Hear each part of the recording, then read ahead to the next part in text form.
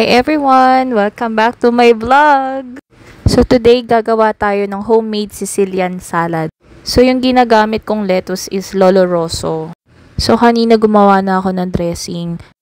So combination siya ng oyster sauce, sesame oil, sesame seeds, salt and pepper, at mayo. Then iset aside muna natin siya. Nag-prepare din ako sa side ng crab stick. Then syempre nilagyan natin ng mangga. May nasilip. Tapos salt. Then pepper. Lalagyan ko na siya ng salt on top. Tapos lalagyan ko na siya ng dressing. Assemble. Napakadaling gawin, Mimasor. Kahit nasa bahay ka lang, kayang-kaya mong gawin.